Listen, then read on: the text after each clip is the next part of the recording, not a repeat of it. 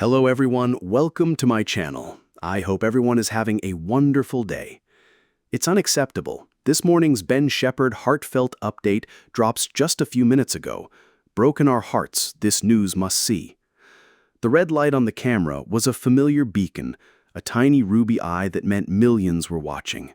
Mark Harrison, known to a nation as the genial, unflappable host of This Morning, smiled into it, his eyes crinkling at the corners in a way that always made viewers feel like he was sharing a private joke. Beside him, his co-host, Eleanor, a whirlwind of energy and quick wit, was mid-anecdote about a particularly stubborn spaniel. Mark chuckled on cue, his posture relaxed, a picture of morning television perfection. But beneath the perfectly tailored suit and the practiced charm, a different reality hummed. For weeks, months even, Mark had been battling what he vaguely referred to, even to himself, as various issues.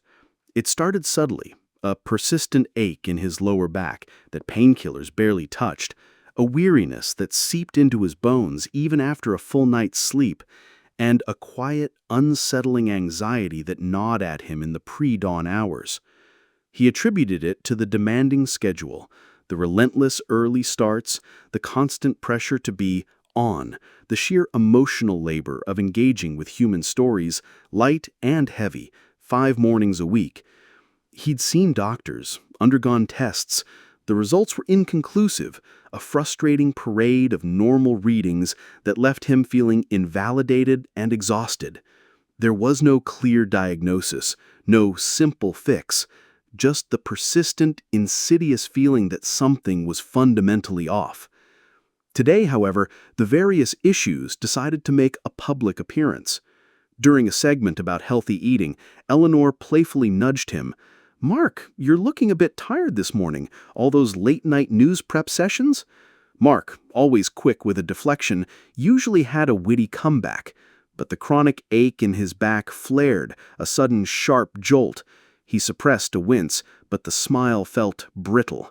"Well, it's been a bit of a marathon lately, hasn't it? Just dealing with various issues, as we all do, but nothing a good cup of tea and a bit of sunshine won't fix." He forced a laugh, broader than necessary, and quickly pivoted to the healthy smoothie recipe on screen. It was a throwaway line, barely a blip in the fast-paced show. But later that morning, as he left the studio, his phone began to buzz. First, a message from his sister. "Are you okay? You looked a bit off today." Then a flurry of notifications from social media. Shephard discusses various issues as he gives health update, read a major online news headline, replacing Shephard with his fictional persona, Mark Harrison. The video clip of his seemingly innocuous comment was already being shared. Fans were speculating, expressing concern, dissecting his facial expressions, his slight hesitation.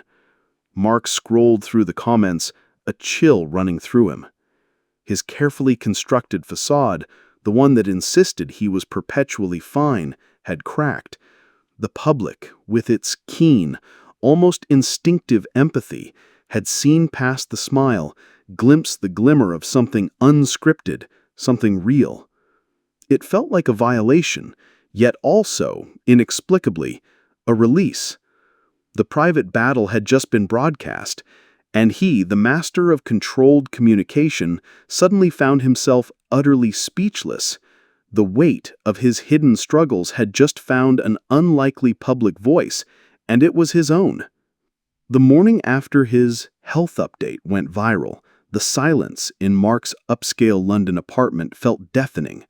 The 4 a.m. alarm, which he had set out of habit, felt less like a professional necessity and more like an unwelcome intruder.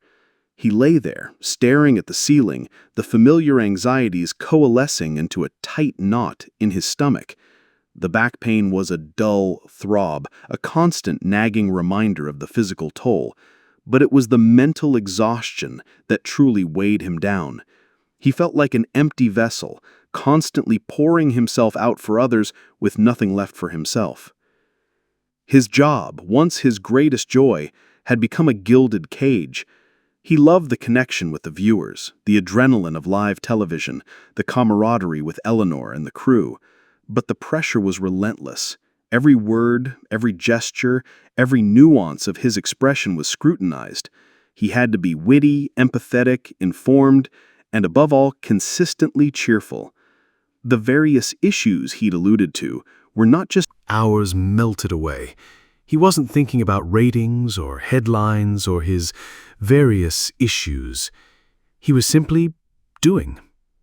The act of mixing colors, of watching the paint transform the white space, was meditative. The physical pains seemed to recede, if only slightly. The anxious hum in his mind quieted.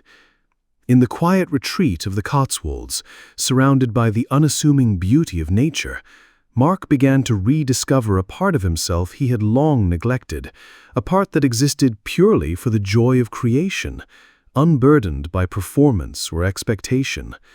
This was not a cure, but it was a beginning, a first gentle step towards healing. Weeks turned into months in the Cotswolds, and Mark's days settled into a new restorative rhythm. The silence, once unsettling, became a comforting blanket.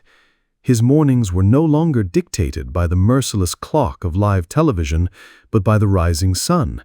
He'd wake up naturally, the birdsong his gentle alarm, and spend hours walking the winding paths, observing the intricate details of the natural world, the dew on a spiderweb, the way light filtered through autumn leaves, the silent industry of a badger. He started cooking again, simple, wholesome meals with fresh local ingredients.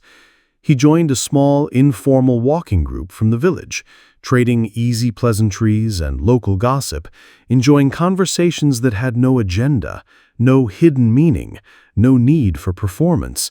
He laughed more easily, a genuine, unforced sound that surprised even himself. His painting continued, becoming a daily ritual. He wasn't trying to capture reality precisely, he was trying to capture feeling. The turbulent anxieties that had once consumed him found their way onto canvas in swirling dark. The show began like any other, with Kat introducing lighthearted stories, from a squirrel stealing sunglasses to a guest chef preparing summer barbecue tips. But even through the laughter, something felt different. Ben was quieter, his usual sparkle slightly dulled. As the show returned from its second ad break, the camera panned in on the sofa. Kat turned to her co-host with a soft smile, her hand gently brushing his elbow.